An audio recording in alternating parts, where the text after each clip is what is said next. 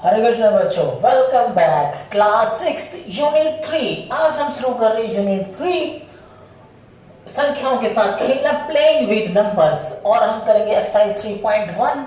लेकिन 3.1 से पहले हम कुछ बेसिक फंडामेंटल सीखने का प्रयास करेंगे। अगर ये बेसिक फंडामेंटल अगर हमारा बिल्कुल क्लियर हो गया तो डेफिनेटली हमारा एक्सरसाइज 3.1 और इसके आगे की आने वाली सारी एक्सरसाइज हमारे लिए क्या हो जाएगा, आसान। लेकिन अगर आपको ये बेसिक फंडामेंटल ये जो पॉइंट्स है, मैंने देखो यहाँ पे पॉइंट किए हुए 1 2 3 4 5 6 7 8, ये सारे पॉइंट्स आपको बनाने वाला है एक्सपर्ट, आपको 3.1 में एक्सपर्ट बनाने वाला है, राइट। लेकिन अगर ये आपको अगर ये पॉइंट आपको क्लियर नहीं होता तो फिर आपकी जो छोटे छोटे सवाल भी ना, एक्सरसाइज के छोटे छोटे सवाल भी आपको परेशान कर सकती है, राइट। तो मैं ये चाहता हूं कि प्लीज आप मैंने ये जो पॉइंट्स लिखा है इनको अभी मैं इस वीडियो में एक एक पॉइंट को अच्छे तरीके से समझाने जा रहा हूं। और मैं ये चाहता हूं कि आप इन पॉइंटों को अपने नोटबुक में अच्छे तरीके से नोट कर लें, इन पॉइंटों को गहराई से सोचें और इसको इस यूनिट में इसे अप्लाई करने का प्रयास करें। तो फिर आपको जब मैं इनके एक्सरसाइज के सारे सवाल कराऊंगा तो फिर आपके लिए क्या हो जाएगा, ये बहुत ही आसान हो जाएगा, राइट। प्रॉब्लम यही होती है बच्चों के साथ, वो क्या करते हैं, बेसिक चीजों को यानी बेसिक जो फंडामेंटल्स होता है उनको वो सीखते नहीं है और डायरेक्ट एक्सरसाइज को सीखने का प्रयास करते हैं। लेकिन एक्सरसाइज को सीखना इतना आसान नहीं होता अगर आपने बेसिक फंडामेंटल क्लियर नहीं किया है तो प्लीज इन बेसिक फंडामेंटल्स को ध्यान से समझो और देखो। अब हम यहाँ पे शुरू करते हैं बेसिक फंडामेंटल, राइट। तो देखो ये जो बेसिक फंडामेंटल ये जो पॉइंट्स है आपके पास यहाँ पर 8 पॉइंट है, वो पूरा डिपेंड करता है किसके ऊपर, गुणनखंड और गुणज के ऊपर। ये जो पॉइंट है गुणनखंड और गुणज से संबंधित है। गुणनखंड यानी फैक्टर्स और गुणज यानी मल्टीपल्स, राइट। तो इस गुणज, अभी मैं गुणनखंड और गुणज को डिफाइन कर दूं एक एग्जांपल लेकर। जब मैं इसको डिफाइन करूंगा तो फिर उस डेफिनेशन के माध्यम से इस पॉइंट को यानी उस एग्जांपल के माध्यम से इस पॉइंट को हम समझने का प्रयास करेंगे, राइट। तो मैं यहाँ पे लेता हूं एक एग्जांपल।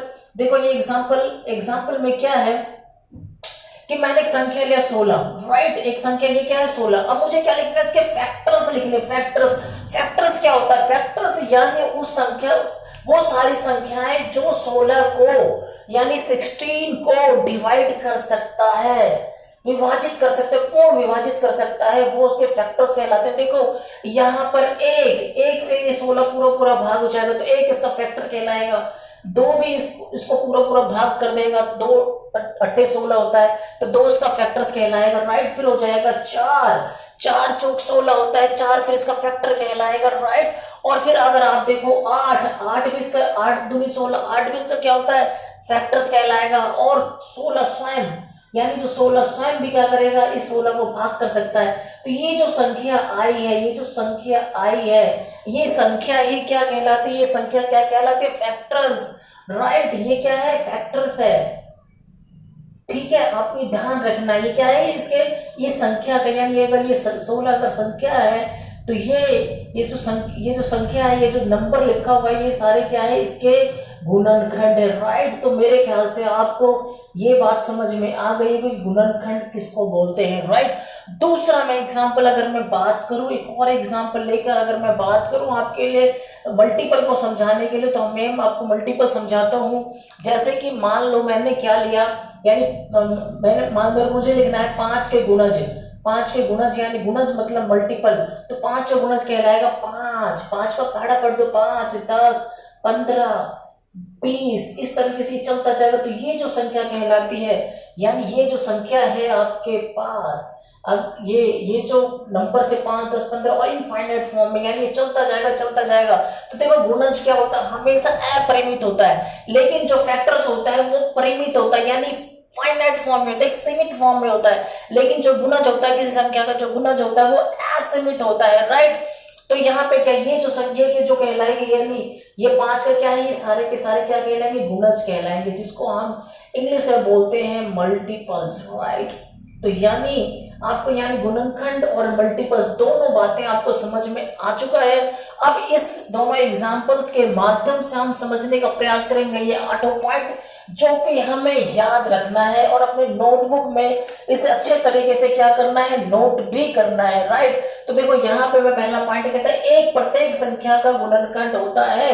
यस, देखो मैंने जब यहाँ पे 16 का गुणनखंड लिया तो सबसे पहले मैंने क्या लिखा, एक। आप यहाँ पे कोई सी भी संख्या लेंगे सबसे पहले आपको एक ही लिखना होगा, क्योंकि एक सभी संख्याओं को क्या करता है, भाग कर सकता है, इसलिए एक सभी संख्याओं का गुणनखंड होता है। इसलिए पहला पॉइंट हमारा बना एक प्रत्येक संख्या का गुणनखंड होता है, राइट। तो अब यहाँ बात करते हैं दूसरे पॉइंट की, कहते हैं प्रत्येक संख्या स्वयं अपना एक गुणनखंड होता है। देखो लास्ट में मैंने क्या लिखा, देखो 16 था, मैंने लास्ट में लिखा 16, राइट। तो जो भी संख्या होगी, अगर मैंने मान लो मैं 25 लेता तो लास्ट में मुझे 25 भी लिखना होता।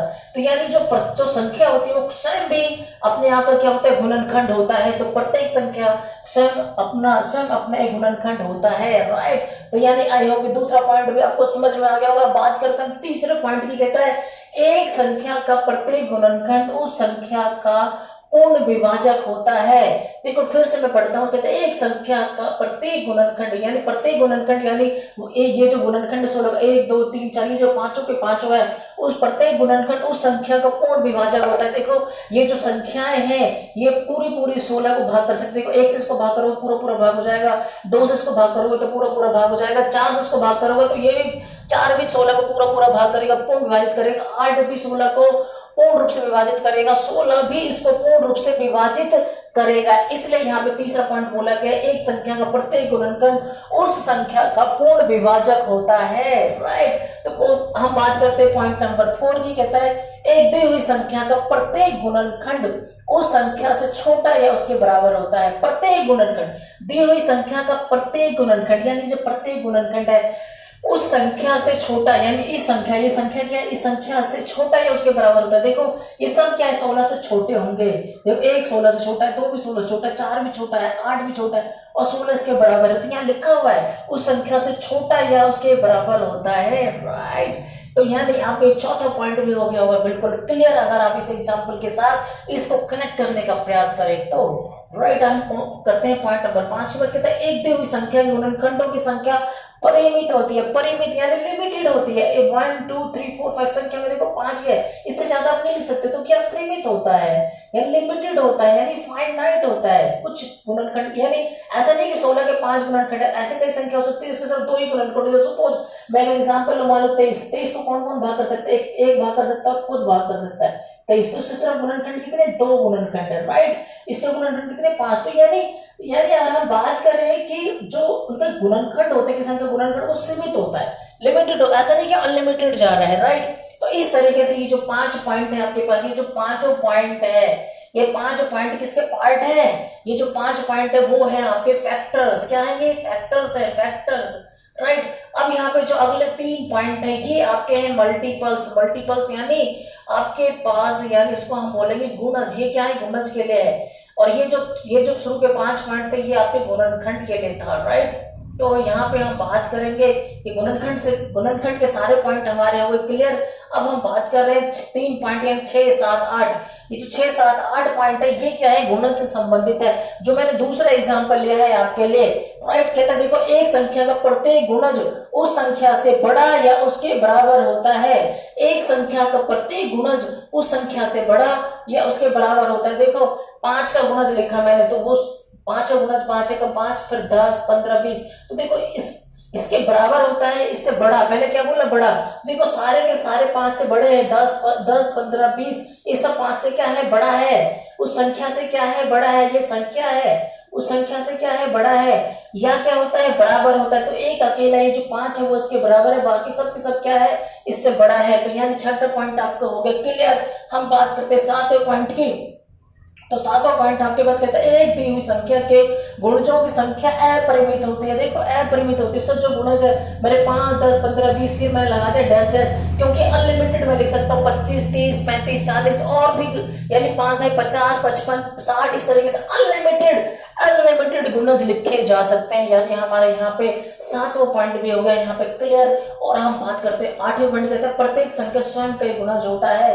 प्रत्येक संख्या यानी ये जो संख्या है 5, कि खुद का गुणज होता है। देखो इस 5 है तो आप 5 से ही शुरू करेंगे, क्योंकि 5 इसको खुद को भाग करेगा। अगर मैं यहाँ पे लिखता 10 तो यहाँ पे भी लिखता 10, क्योंकि 10 भी इसको भाग करेगा। तो यानी वो जो संख्या होती है, प्रत्येक संख्या स्वयं का क्या होता है, गुणज होता है, राइट। तो ये जो 8वां पॉइंट है आपके लिए एक्सरसाइज 3.1 को करने के लिए बहुत बहुत बहुत इंपॉर्टेंट है। और मैं आपको एक बात बताऊं, ये छोटी छोटी बात, इनको ये छोटी छोटी मत समझना, क्योंकि बड़ी बड़ी जब बड़ी क्लासों में आप जाओगे तो ये छोटी छोटी बात आपको बड़े बड़े सवालों को करने में आपकी मदद करेगा।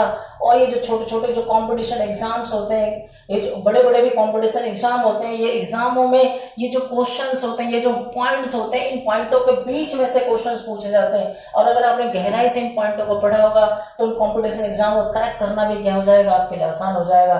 तो प्लीज मैथ को अगर गहराई से, दिल से और अच्छे से सीखना है तो जो छोटे छोटे पॉइंट्स है, छोटे छोटे नोट्स है, उनको हमें अच्छे तरीके से नोट्स बनाकर उनको याद करने का, उनको समझने का प्रयास करना चाहिए। तो आई होप कि ये वीडियो आपको बहुत अच्छी लगी होगी।